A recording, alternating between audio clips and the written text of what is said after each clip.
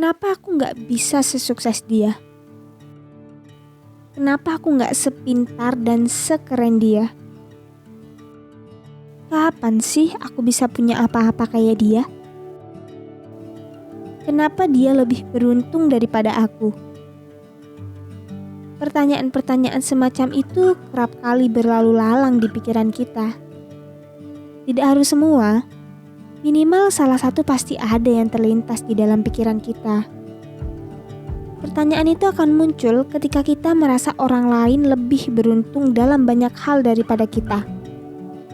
Dengan awalan sekedar pertanyaan kenapa, lalu timbul rasa cemas, insecure, tidak percaya diri, malu, merasa gagal, dan tidak bernilai. Ada dua kemungkinan yang akan terjadi. Pertama, menjadi orang yang ambisius, atau yang kedua, berhenti di tempat. Orang yang tidak bisa menerima dirinya sendiri akan merasa tidak pernah puas dengan apa yang dimilikinya. Hal ini yang akan menjadikan seseorang menjadi ambisius. Agar kita tidak terjebak dalam rasa insecure, ada satu kemampuan yang bisa dikembangkan. Kemampuan tersebut adalah self-acceptance. Apa sih self-acceptance itu?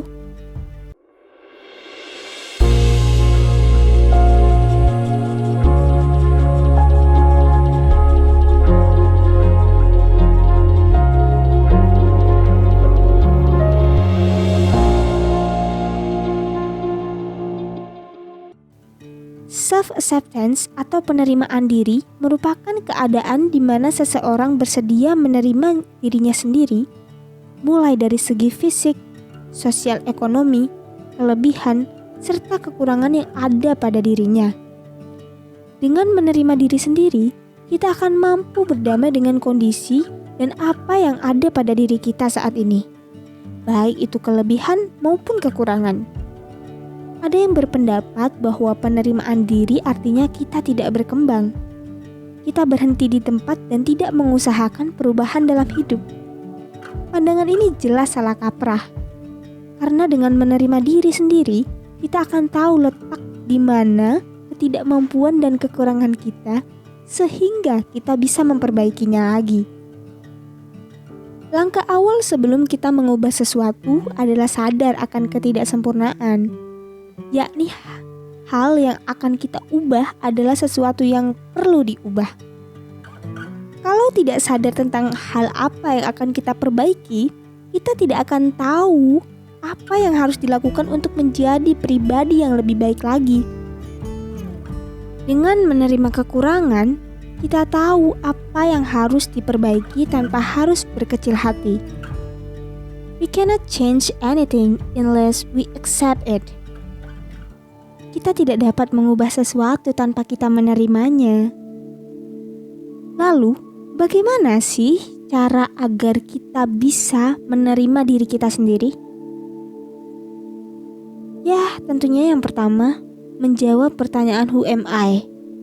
Seseorang bisa menerima dirinya sendiri dengan cara mengenal siapa dirinya dengan menjawab pertanyaan who am I?